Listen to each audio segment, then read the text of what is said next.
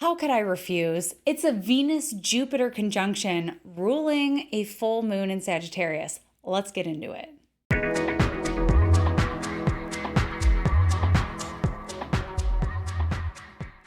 What's up, everyone? We're back with another round of astrology shots to get us through Gemini season 2024. Now, I'm going to tell you, Gemini season 2024 is off the chain. It is wild, dynamic, eventful, and busy. There is a lot happening here. And because Mercury rules weaving and the interconnectedness and the ability to kind of put different pieces of the puzzle together to tell a story, to make things make sense, I'm actually going to be doing like only 6 videos, I think, this month because everything just kind of clicks together. So I would really recommend watching all 6 of these videos for a solid overview of all the excitement because it all kind of connects together, which you'll see. So we're going to start off this batch of shots by talking about the full moon in Sagittarius. Best to look at the chart. So we've got a full moon in Sagittarius coming in at 2 degrees Sagittarius, 55 minutes. And this is happening on the morning of May 23rd, 2024, 9:52 a.m. Eastern Time. So just for your time zone. But this full moon basically kicks off Gemini season. This is the first big event that really happens during Gemini season. And so what we're going to feel is a complete overhaul of energy. There is a freshness coming in. We're coming out of Taurus season, which tells us to be still, to be observant, to be patient, to indulge, to delight. There's all these things these delightful things that come from kind of slowing down and planting our roots. But this Gemini shift, and again, over the next week or so, all these planets, well, not Uranus, but 3 out of 4 of these planets in Taurus are going to shift on over into Gemini. So this full moon is really going to kick off a wave of shifting tides, which brings in freshness, curiosity. It's an energizing quality that comes from the shift into the air element and the full moon in fire. There's an elevating quality. All these Gemini planets, their goal is to pollinate. They want to pollinate our mind, get us curious. They want to get us to kind of like roam around more, to explore, to get out, to do things, to spread our wings and like a dandelion blown into the wind, just like scatter. So there is a scattering quality that comes with Gemini, but it's here to kind of just like energize and keep things interesting and say, what about this? What about that? And so basically all this energy coming in off this full moon is here to uplift, to elevate, and to stimulate. So this full moon, we're gonna break this down here. So first of all, what's not to love about a Sagittarius full moon? I mean, unless, sometimes there are things to not love. Like I believe maybe last year Saturn was involved. But this year we don't have to worry about Saturn. It's in a very wide square. So we really won't feel it too much with this one. With this one we're going to get more of that pure Sagittarian quality of elevation, inspiration, outspokenness, sharing. There's also a very opinionated quality, which we'll see, that comes in on this full moon.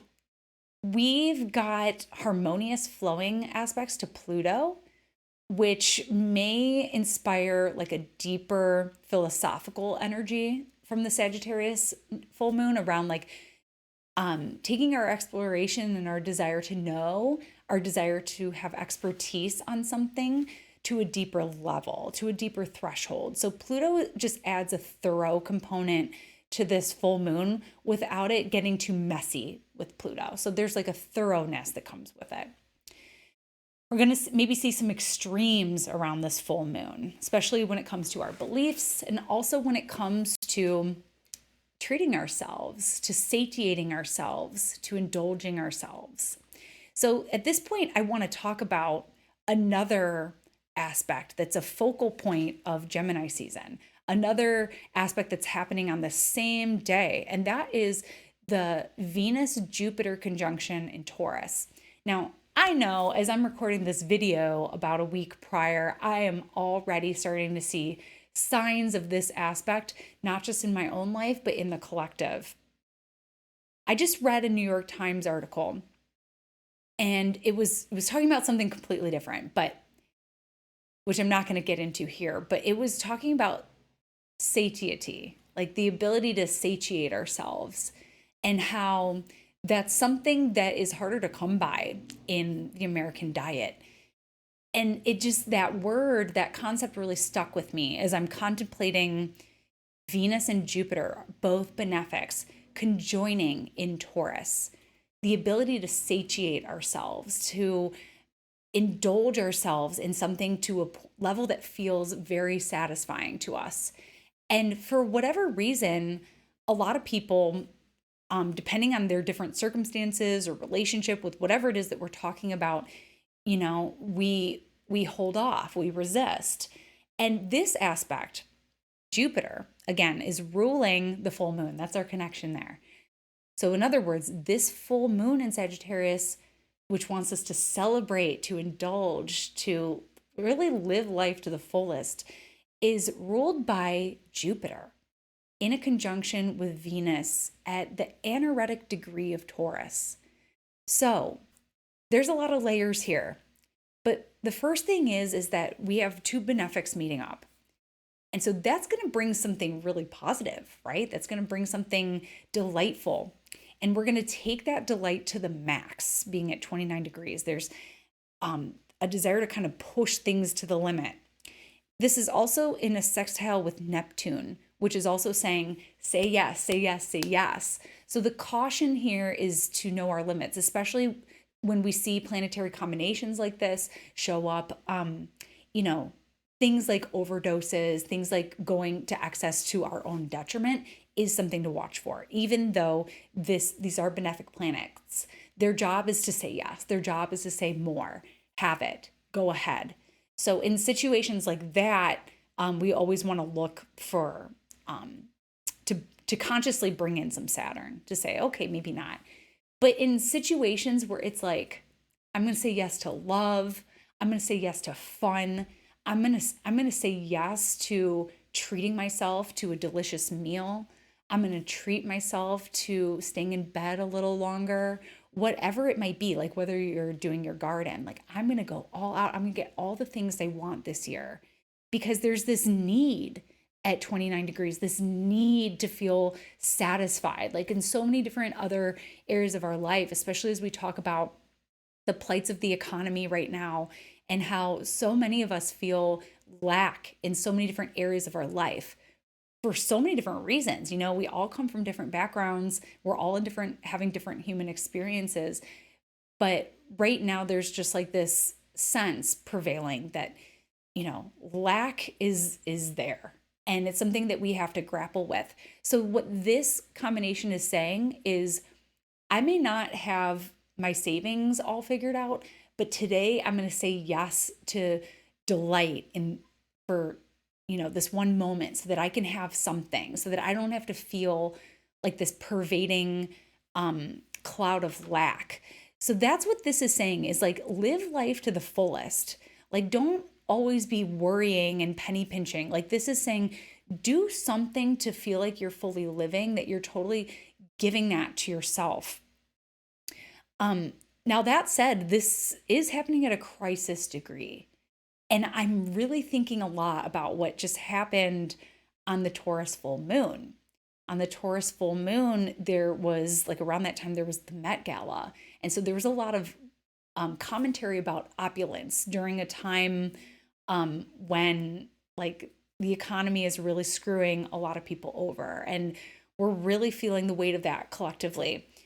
So people were just commenting on how tone deaf it was, and especially even like the theme of the Met Gala. And people started blocking celebrities to try to digitine them, which is a very interesting topic, but a way in which I saw the Uranus component of saying, we got to do something. We got to take our power back.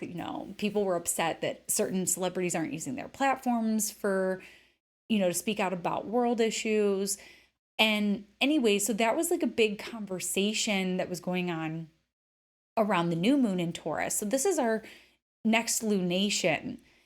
And again, the lunation, even though it's shifted into Taurus, Sagittarius, it's ruled by this combination over here that really describes opulence. So I think the conversation is going to continue around the extreme gaps of wealth in the world.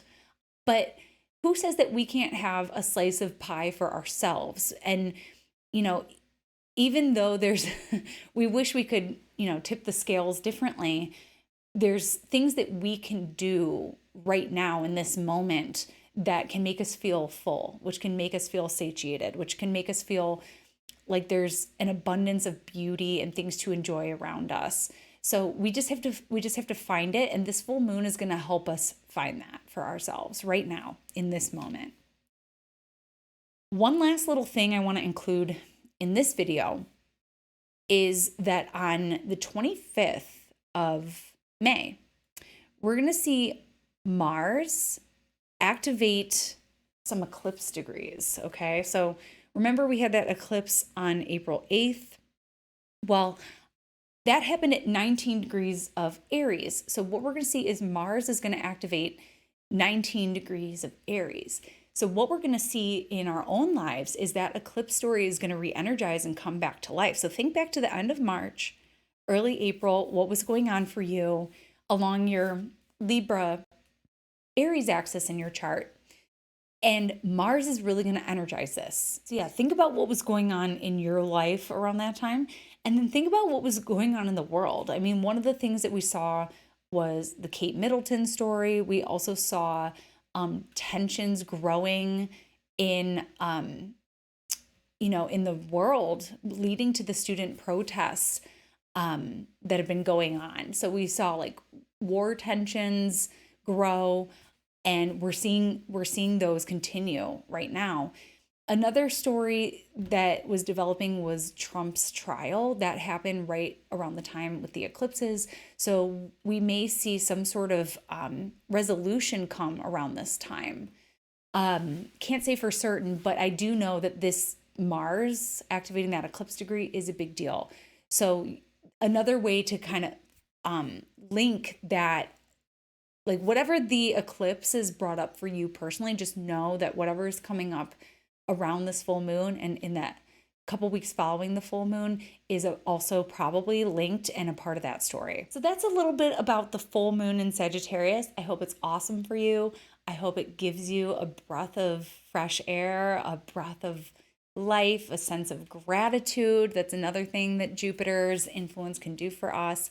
And I hope it's awesome for you. And that was your astrology shot of the day, and I'll catch you next time. Bye. Thanks so much for tuning in with me today. For more astrology in your world, you can connect with me on all platforms at Astro Catherine. You can also head on over to my website, catherineurban.com, where you can book your next astrology reading. We'll go into depth into your natal chart, your progressions, your profections, your solar return, your transits, and beyond.